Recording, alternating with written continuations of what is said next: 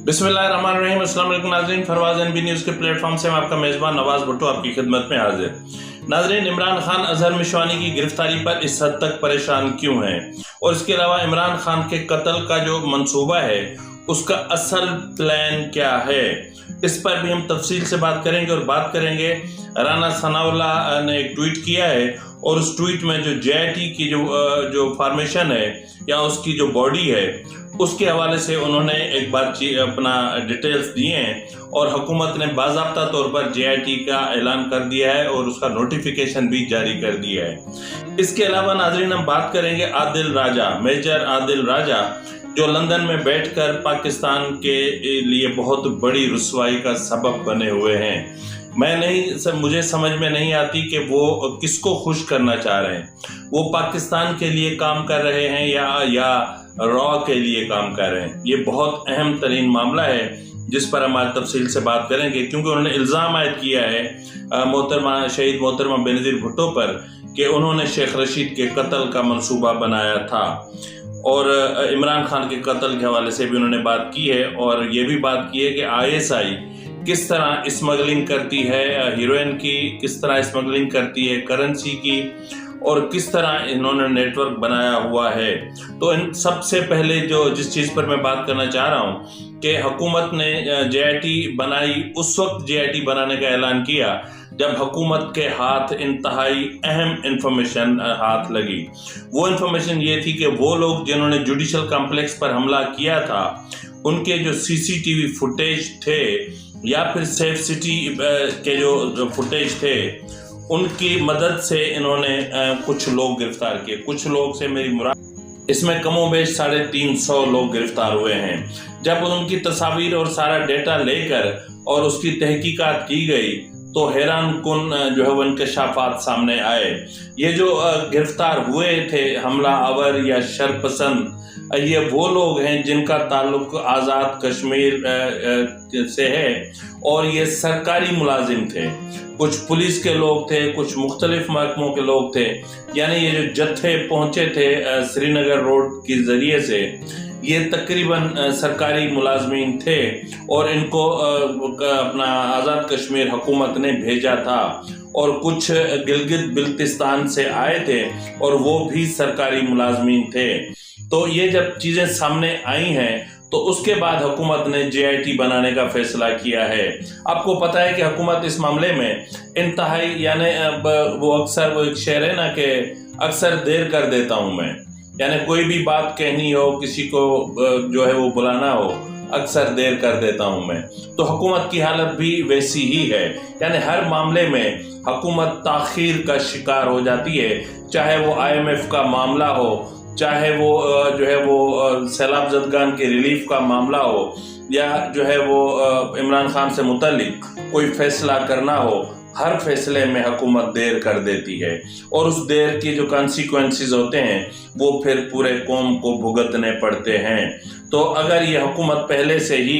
इंतज़ामात कर लेती और पहले से ही जो है वो फहरिस्तें मुरतब हो जाती कि कौन कौन से लोग हैं जो सरकारी मुलाजिम होने के बावजूद इमरान खान के हामी बने हुए हैं, तो बहुत सारे मसले वैसे ही हल हो जाने थे। मसले वो भी हो जाने हैं कि इस वक्त पंजाब में के अहम ओहदों पर इमरान खान के कितने लोग काम कर रहे हैं और ISI में इमरान के यानी जनरल फैज़ कितने जो है वो हमदर्द मौजूद हैं। और ये बात क्यों कही जाती है कि इमरान खान जो है वो ऐलान कर दें कि जितने भी सरकारी मुलाजमीन हैं जो उनसे इश्क करते हैं या उनके फॉलोअर्स हैं वो काम छोड़ दें, तो फिर जो है वो सारे महकमे बैठ जाएंगे, बशमूल अदलिया, बशमूल जो है वो पाक फौज और बशमूल सरकारी महकमे। तो ये इंतहाई अहम चीज़ है। जिसके बाद राना सनाउल्लाह ने एक ट्वीट की और ट्वीट में उन्होंने बताया कि जुडिशल कॉम्प्लेक्स और लाहौर हाई कोर्ट पर जो जत्थों ने हमले किए थे और जिस तरह तोड़फोड़ की, जलाओ घेराव किया, और उसके हवाले से एक JIT तश्कील दे दी गई है जिसको नोटिफाई कर दिया गया है। अब ये JIT इंसदाद दहशतगर्दी एक्ट के तहत बनाई गई है और यही JIT इमरान खान के जो इल्ज़ामात हैं उसके हवाले से भी बात करेगी। नाज़रीन, इस हवाले से जो है वो अपना पंजाब के آئی جی نے بہت بڑا اعلان کیا ہے. آئی جی نے یوں سمجھ لیں کہ خود کو اس جے آئی ٹی کے سامنے پیش کر دیا ہے. اس آئی جی نے کیا کہا ہے ذرا آپ ملاحظہ فرما لیں. ہم پہ یہ الزام لگا کہ ایک ایسی پلاننگ کی گئی ہے جس میں پولیس کی کمانڈ اپنے ہی کچھ بندے بھجوائے گی، کچھ ڈیتھ اسکواڈز ہوں گے جو کہ پولیس کو شہید کریں گے یا قتل کریں گے، اور اس کے بعد پولیس لوگوں کو قتل کرے گی، اور اس کے بعد ایک قتل و غارت کا بازار گرم کر دیا جائے گا. یہ بیان آیا. اب میں آپ کو آتا ہوں کہ جو الزام لگا اس کی طرف، کہ میرا جواب جب ان کی ماں پہ حملہ تھا ہماری تو ہم نے ان کے والدین کے لیے کیا کیا، جب ہمارے بچوں پہ حملہ تھا تو ہم نے ان کے لیے کیا کیا، ان کے بچوں کے لیے. اب جب ہم پہ یہ الزام لگا، میری ذات پہ لگا، تو ان کے ساتھ مل کے ہی ہوا ہوگا نا پلان، ان کے ساتھ مل کے یہ پلان بنا ہوگا نا. تو پھر یہ ثابت کیجئے، دنیا کی کسی عدالت میں ثابت کیجئے. آپ کہتے ہیں یونائٹڈ نیشنز کو بلائیں تو یونائٹڈ نیشن میں ثابت کیجئے. جوڈیشل کمیشن بنانا ہے، جوڈیشل کمیشن بنائیے. 24/7 میں میری ٹیم حاضر ہے کہ اگر ایک مرتبہ بھی اس قسم کی کوئی پلاننگ ہوئی ہو، ایک مرتبہ بھی اس قسم کی کوئی ڈسکشن ہوئی ہو کہ خدا نخواستہ کسی عام آدمی کو، پولیس والے کو تو کیا کسی عام آدمی کو مارنے کی کوئی سازش پلان کی گئی ہو، تو کیا یہ کمانڈ جو دن رات آپ کی ویلفیئر کے لیے ہے وہ خدا نخواستہ ایسی پلاننگ کرے گی؟ ناظرین، اب اس کے بعد کیا گنجائش رہ جاتی ہے، کیا بات رہ جاتی ہے، کیا معاملات رہ جاتے ہیں؟ مطلب عمران خان جو ہے وہ ہر چیز کو جو ہے وہ اس کا بیانیہ بنانے کے لیے، جھوٹ گھڑنے کے لیے، اور اپنے لوگوں کو اب شیلڈ کیوں بناتے ہیں یہ اب آپ کو اندازہ ہو. آپ کو پتا ہوگا کہ جو ہے وہ اظہر مشوانی یہ پی ٹی آئی کے انتہائی اہم اور عمران خان کے دست راز سمجھے جاتے تھے، اور کئی راز ہیں جو اظہر مشوانی کے پاس ہیں ان کے اپنا پی ٹی آئی اور عمران خان کے حوالے سے. تو ان کی گرفتاری کو پہلے اغوا کا نام دیا جا رہا تھا، تاہم بعد میں پھر پولیس نے ان کی گرفتاری ظاہر کر دی. اب ان کی گرفتاری عمران خان کے لیے بہت بڑا مسئلہ بنا ہوا ہے. ناظرین، آپ کو یاد ہوگا کہ اس سے پہلے بھی سیف اللہ نیازی گرفتار ہوئے تھے، اور ان سے ایف آئی اے نے انتہائی اہم ریکارڈ اور انتہائی اہم ڈیٹا نکلوایا تھا، اور وہ ابھی تک اس پر کام جاری ہے. اس کے علاوہ ناظرین، ہم بات کرتے ہیں راجہ عادل، میجر راجہ عادل، جس کی گرفتاری کے حوالے سے ایف آئی اے ریڈ وارنٹ حاصل کرنے کے اصول کے لیے جو ہے وہ ریڈ وارنٹ کے اصول کے لیے کوشاں ہے، اور مجھے یقین ہے کہ ان کو ریڈ وارنٹ مل جائیں گے. اب میں یہ نہیں جانتا کہ برطانیہ کے ساتھ پاکستان کی نے جو ہے وہ قیدیوں کی یا جو ملزمان ہوتے ہیں ان کی لین دین کے حوالے سے جو ٹریٹی سائن ہوتی ہے، وہ ٹریٹی سائن ہے یا نہیں ہے، یہ اپنی جگہ پر جو ہے وہ ایک سوال ہے. ناظرین، میں اس وقت جو ہے وہ عادل راجہ کے 3 پورشنز آپ کی خدمت میں پیش کروں گا. اب یہ جو پہلا پورشن ہے اس کو ذرا ملاحظہ فرما لیں. یہ دیکھیں کہ یہ آئی ایس آئی کا جو مطلب جس طرح سے آئی ایس آئی کی منظر کشی کر رہا ہے، جس طرح آئی ایس آئی کی جو باڈی ہے جس طرح اس کی منظر کشی کر رہا ہے، یہ کس کو بتانا چاہ رہا ہے؟ پاکستانیوں کو، کہ جن کو شاید پتہ ہی نہیں ہے، سارے بے وقوف ہیں، اور ایک میجر عادل راجہ یہی عقل مند رہ گیا ہے. ذرا خود سن لیں وہ کہہ رہے ہیں. آئی ایس آئی کا جو رول ہے پاکستان کی داخلی سیاست کے اندر، وہ ایک ویل اسٹیبلشڈ فیکٹ ہے، لیکن آئی ایس آئی کے داخلی امور دیکھنے کے لیے اس کا جو انٹرنل ونگ ہے اس کے اوپر ہم فوکس کریں گے، کیونکہ وہی پاکستان کے سیکرٹ رولرز کے اوپر کام کرتا ہے. اور اگر یہ کہا جائے کہ آزاد کشمیر اور بلوچستان میں تو مکمل راج ہی انہی کا ہے، تو یہ کہنا جو ہے یہ غلط نہیں ہوگا. اس کے بعد اگر آپ ملاحظہ کریں کہ عادل راجہ صاحب کیا کہہ رہے ہیں. وہ کہہ رہے ہیں کہ آئی ایس آئی جو ہے وہ ان میں اس کے پاس ایک ڈیتھ اسکواڈ ہے، وہ ان کے پاس اسمگلرز ہیں، جس وقت چاہتے ہیں گرفتار کرتے ہیں. یعنی آئی ایس آئی جو ہے وہ اسمگلنگ کا ایک بہت بڑا نیٹ ورک چلاتی ہے. وہ اپنا جو ہیروئن اسمگل کرتی ہے، اور وہ کرنسی کی اسمگلنگ میں ملوث ہوتی ہے. کیا کہہ رہے ہیں ذرا ملاحظہ فرما لیں. اپنے جو ہے وہ بغل بچے یہ بھرتی کرتے ہیں، ان کو کارڈ بنا کے دیتے ہیں فکٹیشیس سے۔ زیادہ تر یہ معاشرے کے اندر جو چور ڈکیٹ اور سمگلرز ہوتے ہیں ان کو اپنی پے رول کے اوپر انفارمرز کے طور کے اوپر رکھتے ہیں، ان کو کہیں وہ پکڑے جائیں تو چھڑوا دیتے ہیں، اگر کہیں وہ سمگلنگ کا کام کرنا چاہیں تو سمگلنگ کا کام ان کو جو ہے سمگلنگ میں پکڑے جائیں تو چھڑوا دیتے ہیں۔ اور اس کے علاوہ ان کو جو ہے ظاہری بات ہے ان کا ڈی جی سی جو ہے وہ بذات خود تیل کی سمگلنگ میں انوالو ہے، تو یہ اس طرح کے 2 نمبر کاموں کی سرپرستی کرتے ہیں۔ ہیروئن ٹریڈ جو ہے پاکستان سے جو گولڈن ٹرائنگل گزرتا ہے اس کے اندر بھی انوالو ہے براہ راست، ہر قسم کی سمگلنگ میں انوالو ہے، کرنسی کی ٹریڈ کے اندر انوالو ہے، اور یہ مفروضہ نہیں ہے، یہ حقیقت ہے۔ اور کیونکہ اس تمام پاور کو استعمال کرتے ہیں پیسہ اکٹھا کرنے کے لیے، اور وہ پیسہ لگاتے ہیں یہ سیاسی جوڑ توڑ کے لیے۔ ناظرین، اس آخری پورشن میں عادل راجہ نے انتہائی اہم انکشاف کیے ہیں، وہ ہیں کہ جو عمران خان اپنے شیخ رشید کو قتل کرنے کے حوالے سے محترمہ بینظیر صاحبہ نے جنرل کلو کو ہدایت دی تھی، اس کے بعد افسران نے شیخ رشید کو قتل کرنے کے لیے کس طرح اقدامات کیے، ذرا ملاحظہ فرما لیں۔ ذاتی قصہ اپنی سروس سے سناتا چڑھوں، شیخ رشید صاحب جس وقت نواز شریف کے وزیر ثقافت تھے، اور اس کے بعد دوبارہ جب بے نظیر کی حکومت آئی تو آپ کو پتہ ہے کہ شیخ رشید صاحب بے نظیر کے اوپر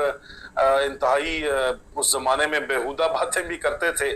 جلسوں کے اندر باتیں کرتے تھے، تو بے نظیر نے بھی یہ کام بیرل کرنے کی کوشش کی، جنرل کلو کے ذریعے انہوں نے آرڈرز دیے کہ شیخ رشید کو رستے سے ہٹا دیا جائے، اور اس کی وجہ سے جو ہے ایک ISI نے اپنے ایک لیفٹیننٹ کرنل مجھ سے بڑا ان کا قریبی تعلق ہے، ان کو آرڈرز دیے کہ آپ ان کو جا کے رستے سے ہٹائیں۔ شیخ رشید صاحب شاپنگ کرنے رشا کہیں جا رہے تھے نوشہرہ GT روڈ سے اپنی مرسڈیز کے اوپر، ان کا پیچھا کیا